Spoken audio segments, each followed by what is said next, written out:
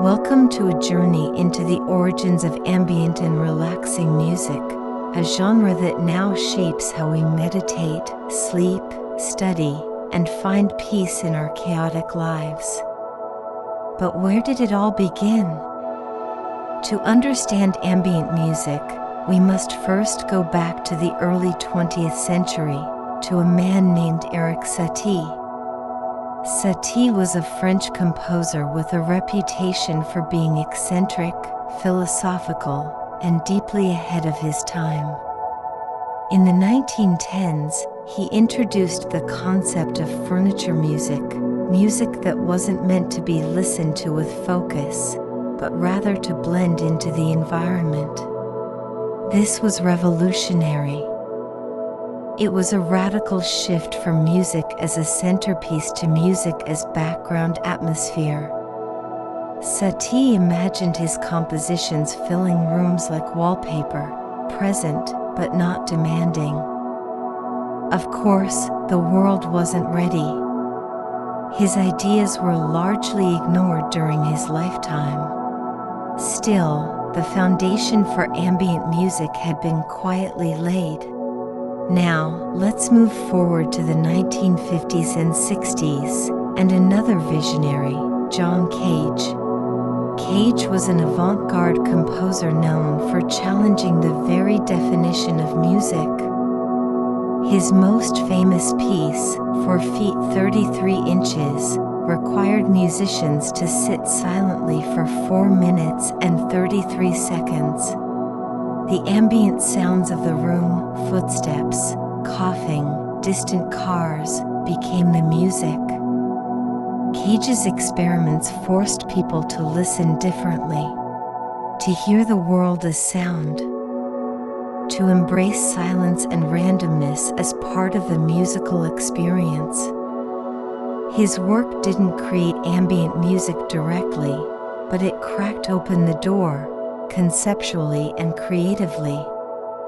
Then came the 1970s, and with them, the artist who would define the genre forever, Brian Eno. Eno, a former member of the band Roxy Music, had a curious mind and a love for synthesizers and tape machines. The story goes that after an accident left him bedridden, a friend put on a harp record for him, but the volume was too low, and rain was falling outside. Eno lay still, hearing the faint notes blend with the sound of the storm.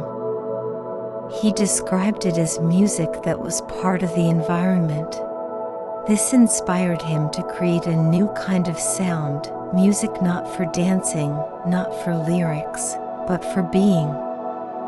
In 1978, Eno released Ambient 1, Music for Airports. The title says it all. This was music designed to soothe travelers in sterile, stressful environments. Calm, repetitive, spacious, not distracting, but deeply atmospheric. Eno even described ambient music as being as ignorable as it is interesting. That paradox became the genre's motto. From here, ambient music blossomed. Throughout the 1980s and 90s, artists like Harold Budd, Laraji, Steve Roach, and even Aphex Twin expanded the sound. Subgenres emerged: ambient techno, ambient jazz, ambient pop.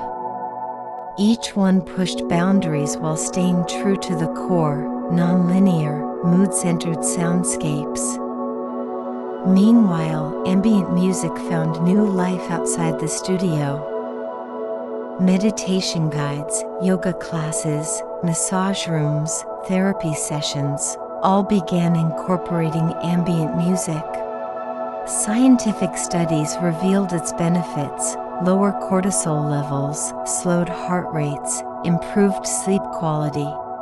It was no longer just art. It was medicine.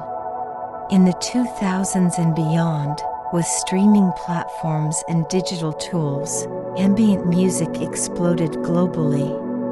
Artists from Japan to Iceland, Brazil to Berlin, began crafting lush, cinematic sound environments. Playlists with millions of followers now deliver ambient music for every mood: focus, calm, sleep, recovery, even grief. But in all of this, one thing remains constant. Ambient music is not about performance. It's not about spotlight. It's about presence. It invites us to be rather than do. To experience sound not as a message, but as an environment. To feel rather than think. From Erik Satie's dusty manuscripts to Brian Eno's airport dreamscapes, ambient music has traveled across time, place, and purpose. And as our world grows noisier, its quiet influence only grows stronger. Thank you for watching. If you found this journey through sound inspiring, give this video a like, and be sure to subscribe for the next part in our series, How Ambient Music Reduces Stress.